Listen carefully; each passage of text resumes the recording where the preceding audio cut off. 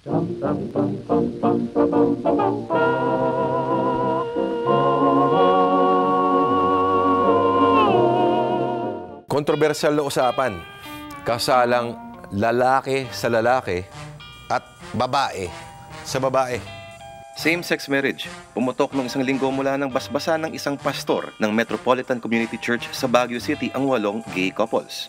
At naglabasan ang mga imaheng ito. Hindi naman ako against sa kanila, pero ibastos. Parang nakakaasiwa. Legal na sa 10 bansa sa buong mundo ang gay marriage. Pero sa Pilipinas, mukhang komplikadong issue pa rin ito. I think hindi pa ready. Ang pangit same-sex sila Paano sila magkakaanak pag ganun? RH bill nga hindi maipasa-pasa. Ang kondom, kinatatakutan. Ang issue ng pag-legalize ng divorce ay matinding kinokontra pa rin. Nako, eto pa kaya. Malabo sa akin, Brad Hindi talagang compatible yun. Bawal sa Diyos yun.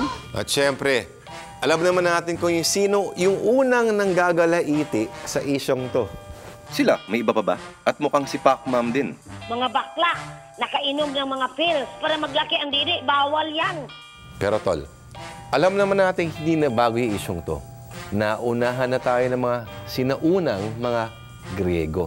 Oo, mga Gregong naniniwala ang pag-ibig lang sa kapwa lalaki ang pinakamataas na uri. Pati na rin sa Fujian province sa ancient China at sa Roma. 2 Roman emperor daw ang kasal sa same-sex marriage. Ang super praning na si Nero at si Elagabalus. Pero natigil lang ito nang naging opisyal na relihiyon ng Roma ang Kristyanismo. At ang mga lalabag daw ay papatawan ng parusa ng kamatayan. Nako. Sa Pilipinas, malakas pa rin ang diskriminasyon laban sa mga bading at tomboy. Ako ayoko sa bakla Ayokong bakla. Ayoko sa bakla. Pagdating sa issue ng gay rights, mukhang nasa dark ages pa rin tayo. Mabalik tayo sa tanong. Same-sex marriage sa Pilipinas, tunay na nga bang napapanahon? Hindi ko alam yung kasagutan, pero ang alam ko, may kasabihan, ang tunay na pag-ibig, hahamakin sino man.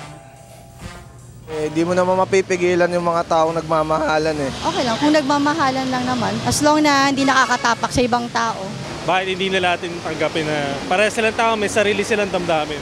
Pero, Mami D, sa isyong ito, ano ba talaga ang iyong masasabi?